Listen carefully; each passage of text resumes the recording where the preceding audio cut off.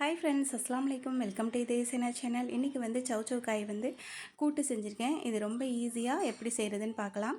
அடுப்பில் குக்கர் வச்சுட்டு தேவையான அளவு ஆயில் சேர்த்துட்டு கடுகு உளுந்தம் பருப்பு, வெங்காயம், கருவேப்பிலை சேர்த்து நல்லா வதக்கி விட்டுடலாம். வெங்காயமும் கருவேப்பிலையும் லேசாக பொரிஞ்சதுக்கப்புறம் ஒரு தக்காளி கட் பண்ணி வச்சுருக்கேன். அதை இது கூட சேர்த்துட்டு நல்லா வதக்கி விட்டுடலாம். லேசாக வதங்கினதுக்கப்புறம் சௌச்சௌ காயை வந்து தோல் சீவிட்டு நல்லா பொடியாக கட் பண்ணி வச்சுருக்கேன். அதை இது கூட சேர்த்துக்கலாம். டேஸ்ட்டு வந்து சூப்பராக இருக்குங்க. செய்கிறது ரொம்ப ஈஸி. வீட்டில் இருக்கிற இன்க்ரீடியன்ட் வச்சு ஈஸியாக செஞ்சிடலாம். தக்காளி எல்லாம் நல்லா வதங்கிருச்சு. இதில் வந்து இப்போ நான் காயை கட் பண்ணி வச்சுக்கிறத சேர்த்துக்கிறேன். இது மாதிரி நல்லா பொடியாக கட் பண்ணி வச்சுக்கிட்டோன்னா கூட்டு வந்து நல்லா சூப்பராக இருக்குங்க.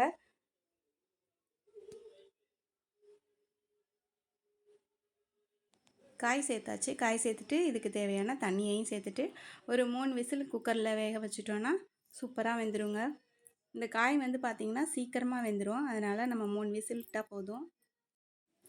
இப்போ காய்க்கு தேவையான உப்பு சேர்த்துட்டு இதுக்கு தேவையான 1 டம்ளர் தண்ணி சேர்த்துட்டு 3 விசில் விட்டு வேக வச்சுட்டேன்.